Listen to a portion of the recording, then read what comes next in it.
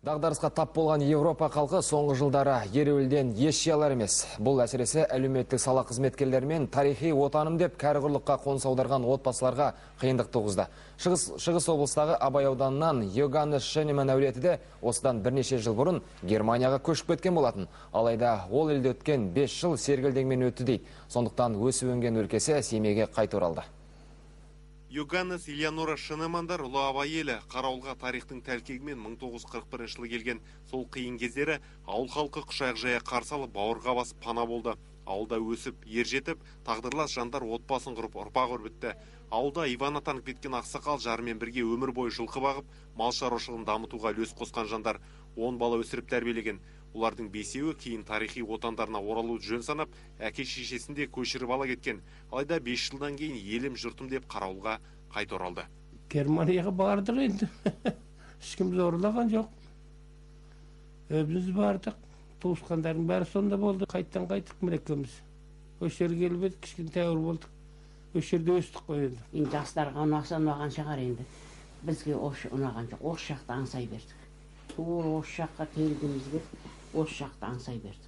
Германияға кетерде үй-жайды түгел сатып кеткен Шенемандарды қайта оралғанда да өз ауылдастары өзекке теппеді. Кәсіпкерлердің бірі аудан орталығынан үй сатып әперіп, абайлықтар түгел құшақ жая қарсы алған.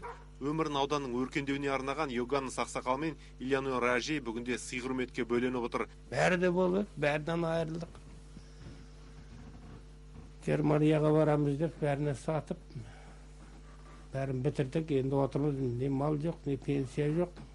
10 баладан 31 немере, 19 шөбере сүйген 5 қызы қазақ отбасына келін болып түсіп, Қазақстанда тұрақтап қалған болатын. Қазір солар қол ұшын беріп отыр әке шешелеріне. Дастарханымыз тоқ болсын, уайымыз жоқ болсын. Бала-шағамыз аман болсын, денсаулығымыз мол болсын. Қазақстаным жасай берсін. Алла. Германияда 5 жыл тұрғанда онда қазақ жеріне көшіп барған отбасылармен араласқан. Араларында Қазақстанға қайтуды аңсап жүргендер көп болды дейді Йоганнес ақсақал. Кешке жақын шығады, есіктен отырады, бәрі әңгімесін соғады, шіркін бірі айтады. Ой, сиырмай, ой, биемай, сау қымызын ішедім. Ой, жермай, бақшасы бар еді деп. Өз отанымыздай болып кеткен Қазақстаннан енді аттап баспаймыз дейді қариялар. Азаматтық ала алмай қалса да ел жұртқа аман есен оралғандарын олжа санайды. Еліміздің егемендігі мәңгі, халқым аман болсын деп тілек айтады. Қолымда бір қамшым бар, ақау бүлдірге лаяй, қалқаға бір сөз айтам. Шығыс Қазақстаннан Ержан Жақып, Анатолий Тернов, Қазақстан ұлттық арнасы.